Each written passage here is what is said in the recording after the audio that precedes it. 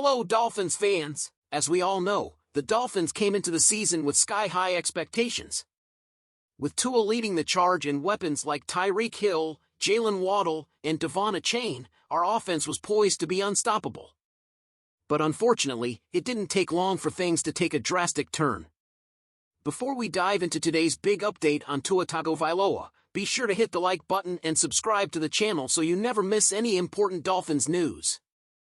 Alright, let's get started now because we have some crucial information about our star quarterback. Just a few games into the season, Tua suffered a frightening concussion, leaving him unconscious on the field. It was one of those moments where time simply stood still for Dolphins fans. And when Tua was placed on IR, the big question wasn't just when he would return, but if he would return at all. Now, we all love Tua's heart and passion for the game, but the reality of multiple head injuries can't be ignored.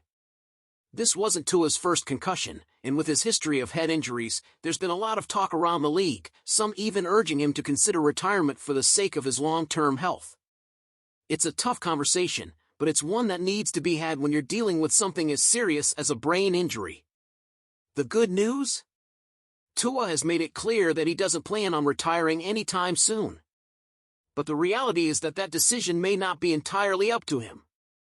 We're all waiting to hear the results of his meetings with independent neurologists.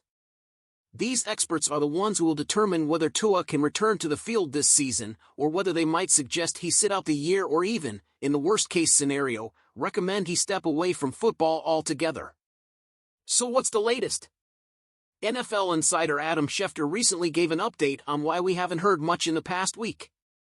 According to Schefter, Tua was supposed to meet with neurologists last week, but there was a scheduling mix-up. However, Tua is feeling fine, and that meeting is scheduled to happen this week.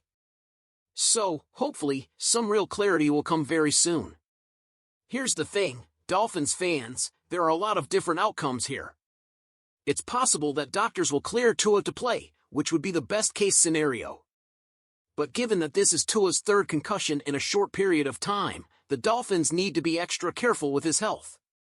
We all want to see Tua back under center, but at what cost? The long-term health of our quarterback has to be the top priority.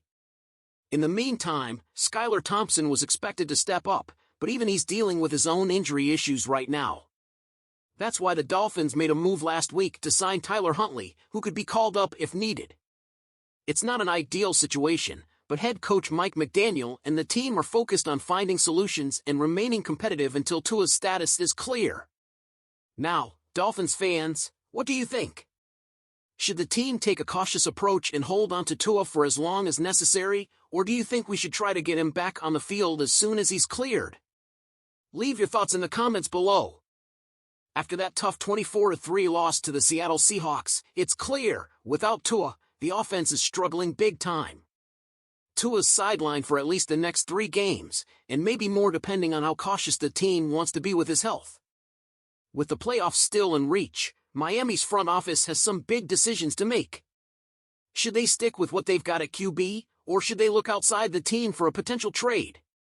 Well, I'm here to tell you there are some options out there if the Dolphins want to stay competitive. Let's break down 3 quarterbacks that Miami should seriously consider trading for to help keep the season alive. First up, Jimmy Garoppolo. Now, this one makes a ton of sense. Jimmy G is already familiar with head coach Mike McDaniel's system from their time together in San Francisco, so he could slide into this offense without much of a learning curve. He's got a solid track record running a Kyle Shanahan-style offense, going 38-17 as a starter with the 49ers, and even led them to a Super Bowl. That's the kind of experience we need right now. With weapons like Tyreek Hill, Jalen Waddle, and Devon Achane, Garoppolo wouldn't have to carry the team by himself. The pieces are there for him to succeed. Plus, he's on a 1-year deal, meaning Miami wouldn't have to commit to him beyond this season. He could be a perfect stopgap while Tua recovers.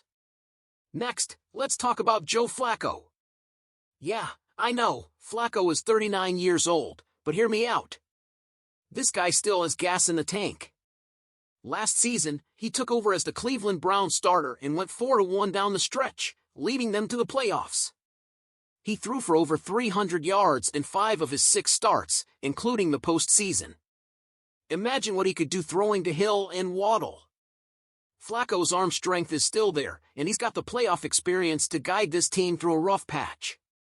He's also on a one-year deal, just like Garoppolo, so he'd be a low-risk option for the rest of the season.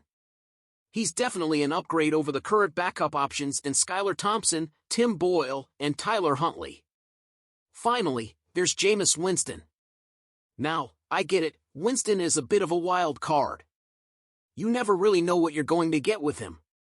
He can throw for 300 yards and 3 touchdowns in one game, and then throw 2 head-scratching interceptions in the next. But that's just the Winston experience. That said, Winston has 80 games of starting experience in the NFL, and let's not forget, he once threw for over 5,000 yards and 33 touchdowns in a season. He knows how to push the ball down the field, and he's a guy who could take advantage of Miami's elite speed at wide receiver. Sure, there will be some mistakes, but Winston could give the offense the jolt it needs to stay in the playoff hunt. So, Dolphins fans, what do you think? Should Miami make a move for one of these QBs to keep the season alive, or should we stick with the guys we've got and wait for Tua to come back? The Dolphins dropped to 1-2 after a 24-3 loss to Seattle, and unfortunately, the injuries are piling up. Cornerback Kendall Fuller was placed in concussion protocol in the second quarter and didn't return to the game. Before leaving, Fuller had a solid performance with a pass breakup and allowed only 1 reception for 22 yards. The defense took another hit when rookie Storm Duck filled in for Fuller but left after just 25 snaps with a shoulder injury. That led to Siren Neal stepping up, and while Neal did a decent job, it's concerning to lose 2 cornerbacks in one game. On the offensive side, Terron Armstead, who's already been dealing with knee and shoulder issues, left the game with an eye injury.